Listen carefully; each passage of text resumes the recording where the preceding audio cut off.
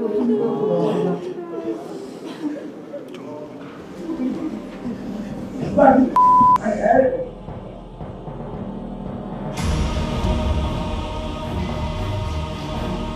그냥 순간에 욱해가지고 실수를 했다고 생각하진 않아요.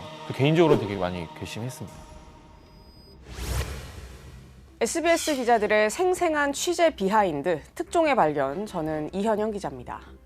지난 20일 14명의 목숨을 앗아가고 60명을 다치게 한 대전 공장 화재 사건.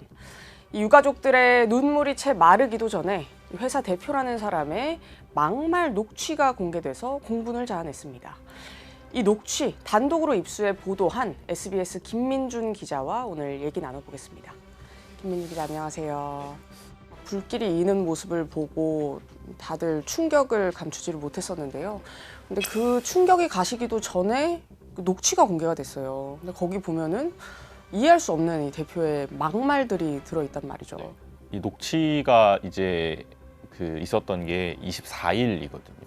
24일이면 불이 막 나서 막 끈 상황에서 이제 사고 수습이 한창 여념이 없을 텐데 임직원들을 다 모아놓고 당장 처리해야 되는 법적인 문제들을 어떻게 해야 할지 이런 것들을 논의하기 위한 자리였던 걸로 보이는데, 저희가 확보한 6분간의 녹취에는 사실 그런 내용은 거의 없고요. 일단 언론 보도에 대한 불평부터 시작을 하는데, 만나지 말라니까 뉴스에 뭐 사장님 뭐라고 힘을 치고 거기에 대한 변명이 전혀 없는 거야.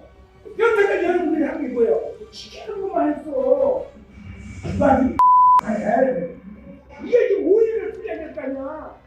이 유가족을 얘기하면서 욕설까지 등장을 하더라고요. 듣다 한 직원이 이제 그만하십시오. 유족들 만나러 분향소에 가야 합니다. 이렇게 대표를 말리던 과정에서 여기 나왔던 맥락으로 보입니다. 그런 얘기 하다가 어머니의 비유를 또 해요. 이걸 가져온 사람이 누가 누군지 알아? 늦게 나온 사람이 늦게 나온 며느리였어.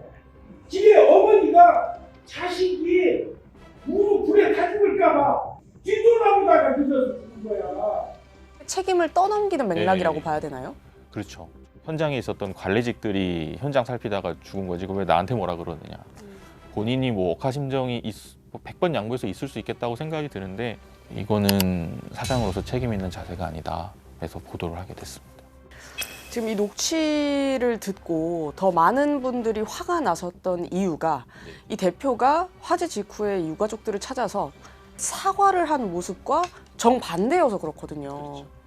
제가 현장에서 만났던 한 직원분은 말씀하신 게, 원래 사장이 성격이 좀 괄괄하셨다고 해요.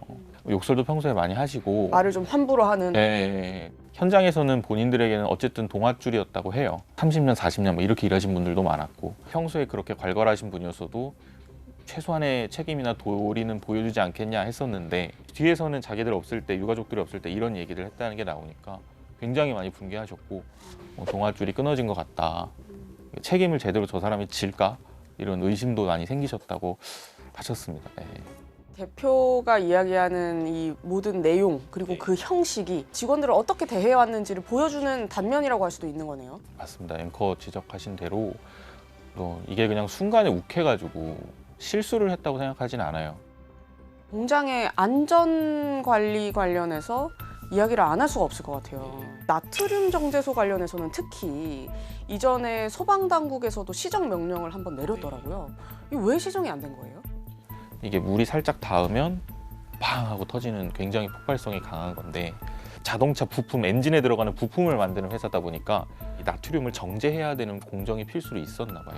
위험물안전관리법상 나트륨은 당국의 허가를 받고 한 10kg 이내로 보관을 해야 되는데, 원래는 주차장으로 쓰던 곳인데 3층에 창고 같은 걸 임의로 하나 만들어서 거기에 나트륨 100몇 킬로그램 되는 걸 넣어놨다고 해요. 퇴사자들은 이 정제소가 밀실처럼 운영됐다고 증언합니다. 정지하는 공간이 바로 나오는 게 아니고 이중문으로 이렇게 돼 있는 걸로 알고 있거든요. 접근은 좀 아무나 할 수는 없는 상태죠. 작업자들이 항상 문제 제기를 했었대요. 비 올 때 빗물이 자주 샌다고. 보고를 했는데도 그냥 빗물 치우면서 그렇게 작업하라고. 원석을 차로 실어서 가지고 와서 보관을 했다가 거기서 바로 정제, 갈아서 공정을 쓰면 편하니까 그렇게 했던 것 같은데, 지난 2월에 국민신문고에 이분들이 신고를 하셨고, 대덕소방서에서 바로 시정 조치를 해서 안에 들어있던 나트륨을 이제 5개 별동 저장소로 옮겨놨는데 끝내 참사를 막지는 못했던 거고. 그러면 소방서도 당시에 문제를 확인하고 나서 제대로 사후에 확인을 안 한 거 아니냐 이런 또 문제가 제기될 수도 있는 거거든요. 거기에 대해서는 어떻게 보세요? 소방에서는 우리는 국민신문고가 신고가 들어오고 나서 일주일 안에 바로 가서 조치를 했다. 이 말만 되풀이하고 있고요. 현실에서 여건상 한계가 있다 보니 자체 점검을 해요. 그러니까 각 회사한테 너희가 알아서 확인한 다음에 우리한테 이상이 있으면 보고해 이렇게 했거든요.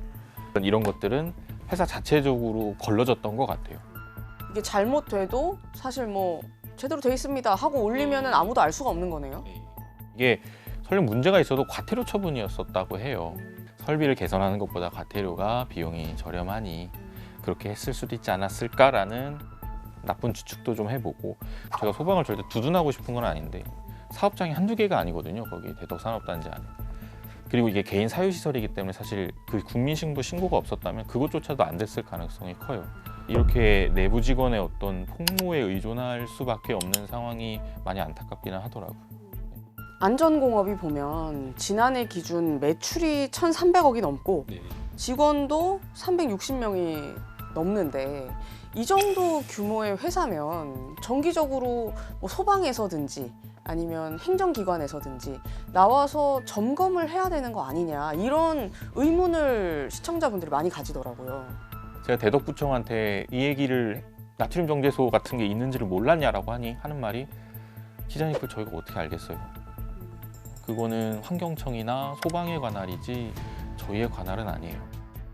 하나 더 물어보고 싶은데 2.5층에 있는 이게 불법 증축된 거라고 보도들이 나왔어요.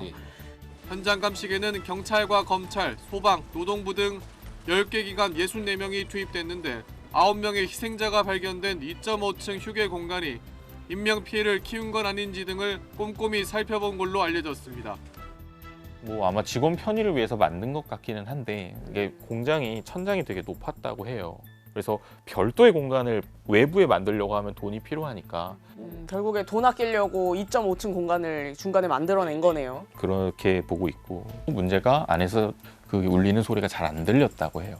그리고 2.5층이다 보니까 밖에 상황이 잘 안 보이시나 봐요. 창문 밖으로 사람들 뛰어내리는 영상이 있었잖아요.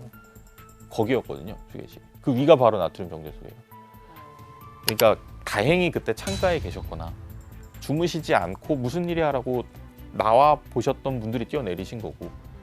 이 공간이 뭐 있는 걸 보고 막 댓글들 보면은 그래도 이 대표가 복지를 좀 신경 쓴 거 아니냐 뭐 이런 얘기들도 있던데 어떻게 봐요? 뭐 그 댓글 저도 봤는데 아까 매출이 1,300억 넘는 곳이라고도 말씀드렸고, 이 지역에서는 이제 속된 말로 방구 좀 끼는 회사였다 그래요.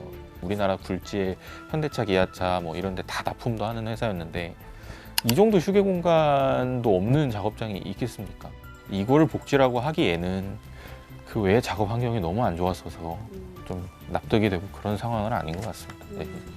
경찰 수사에 성실히 임하겠다 하면서 동시에 김앤장이라는 우리나라 최고의 로펌을 선임을 했어요. 저희가 유족들하고 계속 소통을 하고 있는데 이렇다 할 보상안을 전달한 게 없다고 해요.